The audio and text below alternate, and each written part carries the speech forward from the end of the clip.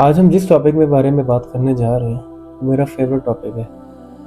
وہ ٹاپک تہجد کے بارے میں۔ تہجد ایک ایسی نماز ہے جس کو فرض نمازوں کے بعد سب سے افضل ترین عبادت کہا گیا ہے۔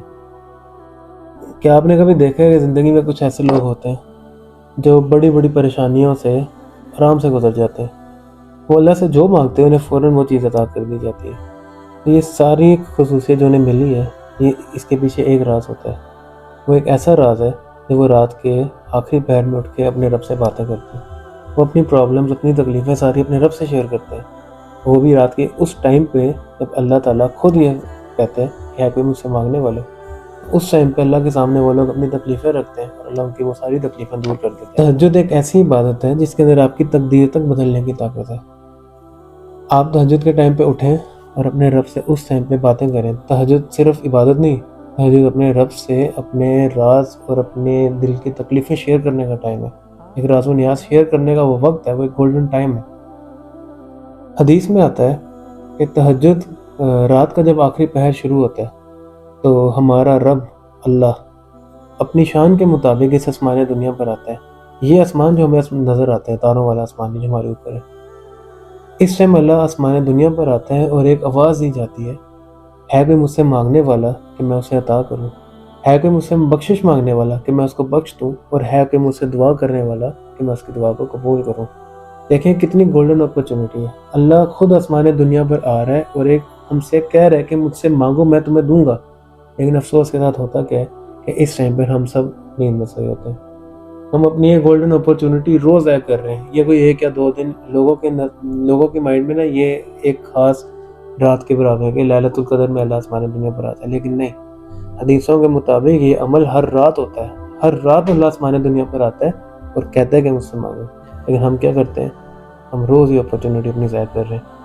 نبی پاک صلی اللہ علیہ وسلم کی زندگی کا ایک معمول تھا کہ نبی پاک اتنی زیادہ دیر قیام کرتے تھے رات کو کہ ان کے پاؤں مبارک سوج جایا کرتے تھے۔ حضرت مغیرہ بن شعبہ رضی اللہ عنہ سے ایک حدیث ہے کہ انہوں نے نبی پاک سے ایک بار پوچھا گیا کہ آپ اتنا لمبا قیام کیوں کرتے ہیں جبکہ آپ کی تو بخشش ہے، آپ تو کنفرم جنت والے ہیں، کہ آپ کے تو بارے کوئی گناہ ہی نہیں ہے آپ کے۔ تو نبی پاک صلی اللہ علیہ وسلم نے آگے سے جواب دیا تھا کہ کیا میں اللہ کا شکر گزار بندہ نہ ہو جاؤں؟ دیکھیں ایک شکر میں نبی پاک اتنی مشقت اٹھاتے تھے تہجد میں۔ تو اب ہم اگر اپنے آپ کو دیکھیں تو ہم تو گناہوں سے بھرے ہوئے ہیں۔ مطلب یہ چیز تو ہمیں روز کرنی چاہیے اپنے گناہ بخشانے کے لیے، لیکن ہم پرسکون ہو کے سو رہے ہیں جیسے مگر پرواہی نہیں۔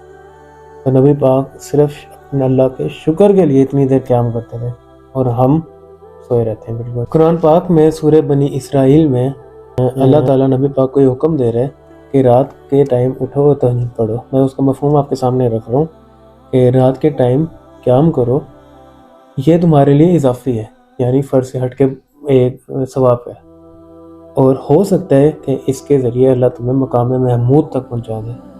سورہ مزمل کے اندر اللہ تعالیٰ نے جو سب سے پہلا حکم دیا تھا وہ تہجد پڑھنے کا تھا، اور اس کے ساتھ جو اللہ نے فضیلت بتائی تھی وہ یہ تھی کہ نفس کو کچلنے میں بہت اہم رول ہے اس کا، تہجد کا۔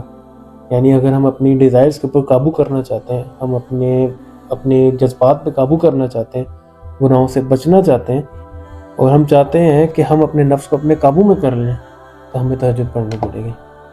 تہجد کے بارے میں کہا جاتا ہے کہ تہجد کے وقت انسان جو دعا مانگتا ہے وہ اس تیر کی طرح ہے جو کبھی اپنا نشانہ مس نہیں کرتی۔ تہجد میں مانگی گئی دعا ضرور قبول ہوتی ہے۔ تہجد پڑھنے والوں کے بارے میں ایک ایسا شخص جس کا معمول ہے وہ روز تہجد پڑھ رہا ہے، آتا ہے کہ اس کے چہرے پر اللہ نور دے دیتا ہے، اس کی زندگی سے سارے غم دور ہو جاتے ہیں، اس کی زندگی بڑی پرسکون ہو جاتی ہے۔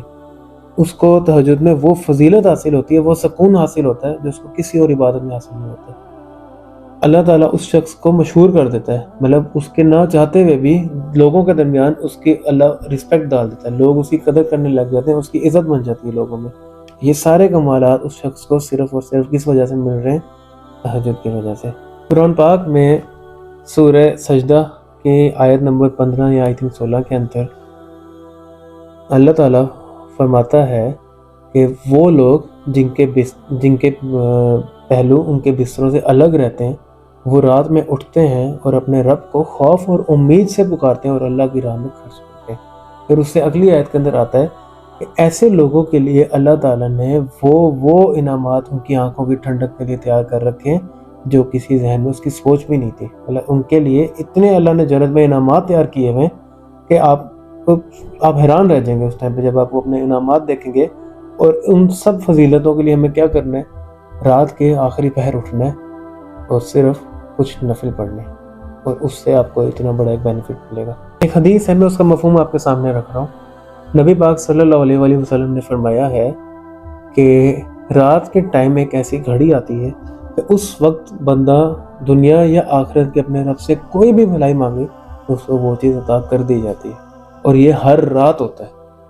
ایک اور حدیث ہے، اس کا بھی مفہوم آپ کے سامنے رکھ رہا ہوں کہ نبی پاک صلی اللہ علیہ وآلہ وسلم نے فرمایا کہ بندہ رات کے آخری پہر اپنے رب کے سب سے زیادہ قریب ہوتا ہے. تو اس ٹائم پہ اگر تم عبادت یا ذکر کرنے والوں میں سے ہو سکو تو ہو جاؤ.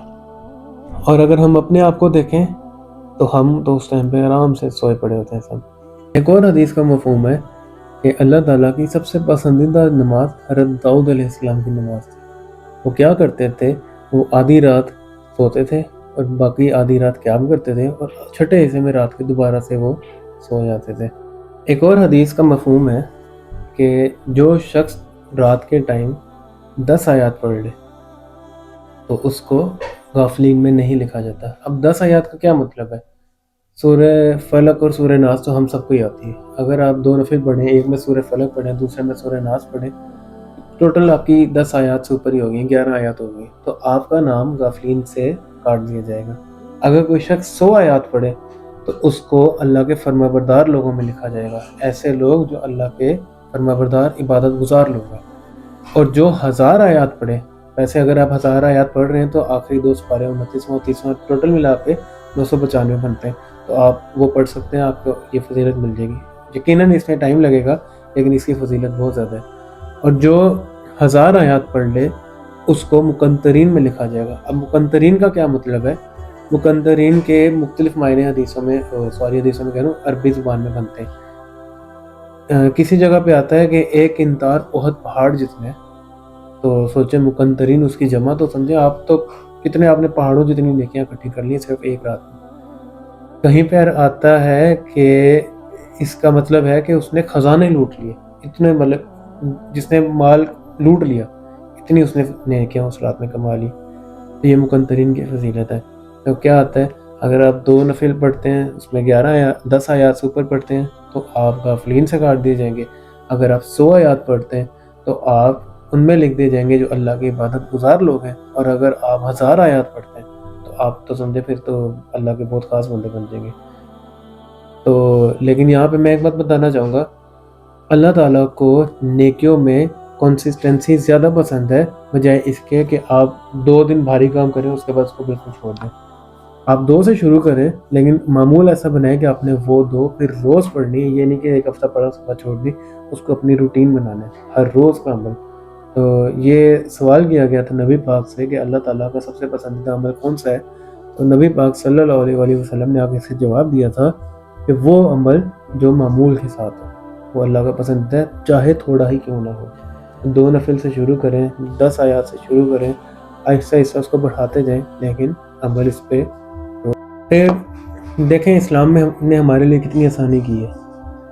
ایک اور چیز آتی ہے کہ اگر کوئی شخص نیت کر کے سوتا ہے کہ میں آج تہجد پڑھوں گا اور اس کی بائی چانس آنکھ نہیں کھلتی، مطلب جان بوجھ کے نہیں، نیت اس نے کی ہے، وہ الارم لگا کے پورا بندوبست کر کے سویا لیکن اس کے باوجود اس کی آنکھ نہیں کھلتی، تو ایسے شخص کے بارے میں آتا ہے کہ اللہ تعالیٰ اس کو پوری تہجد کا ثواب دے دے گا. اب وہ شخص اپنے بستر پہ سو رہا ہے لیکن دیکھیں اللہ تعالیٰ کتنا بے نیاز ہے، اس کی صرف نیت پہ اللہ نے اس کو پورا ثواب دے دیا پوری رات کے قیام کا، اور جو اس کی نیند تھی وہ اس کے لیے صدقہ بن گئی. اچھا، پھر ایک اور حدیث ہے کہ اگر کوئی شخص عشاء کی نماز باجماعت پڑھے اور ادھر سے پھر فجر کی نماز باجماعت پڑھے تو اس کو پوری رات کے قیام کا ثواب مل جاتا ہے. اب یہ کتنا چھوٹا عمل ہے، باجماعت نماز آپ نے پڑھنی ہے اور آپ فجر کی بھی اور عشاء کی بھی، اور آپ کو پوری رات کے قیام کا ثواب ہے. آپ پوری رات سوئیں لیکن صرف کیونکہ آپ نے جماعت کے ساتھ دونوں نمازیں پڑھی ہیں آپ کے لیے پوری رات کا ثواب لکھ دیا جاتا ہے. ایک اور حدیث آتی ہے، تو میں کہتا ہوں یہ تو ہمارے اور ہم سب مسلمانوں کے لیے بہت بڑا بونس ہے۔